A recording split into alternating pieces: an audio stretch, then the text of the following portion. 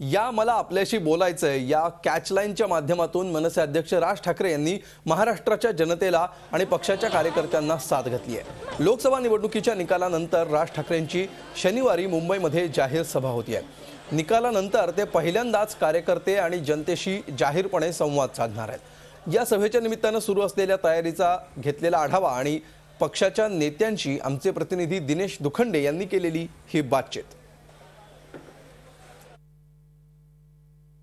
लोकसभा निवडणुकीमध्ये पत्कराव्या लागलेल्या दारुण पराभवानंतर मनसे अध्यक्ष राज ठाकरे यांची मुंबईत राज्यव्यापी जाहीर सभा होते।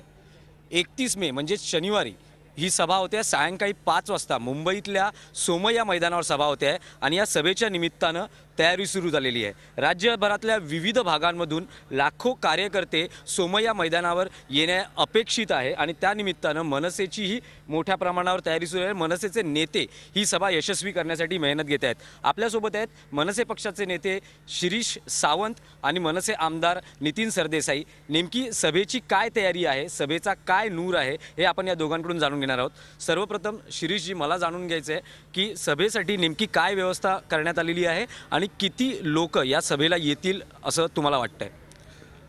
सभेसाठी तुम्ही म्हणाल तर आज मुंबईमध्ये केजी सोमय्या हे सगळ्यात मोठं ग्राउंड अवेलेबल आहे। आमच्या अपेक्षेप्रमाणे 2 ते 2.25 लाख इथं माणसं सहज जमणार आहेत आणि हे राजसाहेबांचे विचार ऐकण्यासाठी आतुर झालेले आहेत।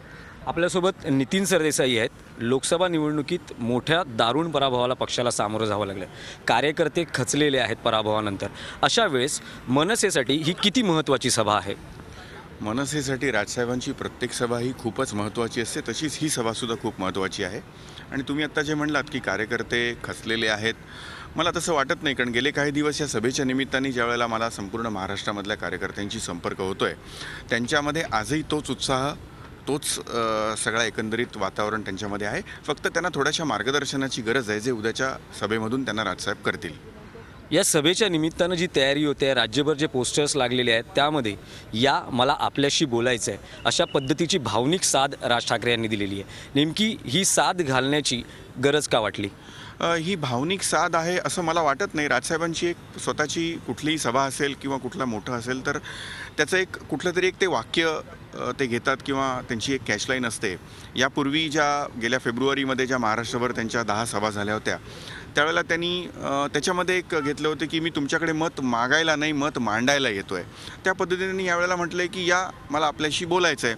याच्यामध्ये कुठली भावनिक साथ आहे अशातला भाग नाही। कार्यकर्त्यांशी त्यांची संवाद साधण्याची किंवा कार्यकर्त्यांपर्यंत पोचण्याची त्यांची एक स्वतःची एक शैली आहे, त्याचाच हा एक भाग आहे। झी 24 ताससाठी व्हिडिओ जर्नलिस्ट शैलेंद्र रांजेकरसह Dinesh Dukhande, Zee Media, Mumbai. Zee 24 तास रहा एक पाऊल पुढे।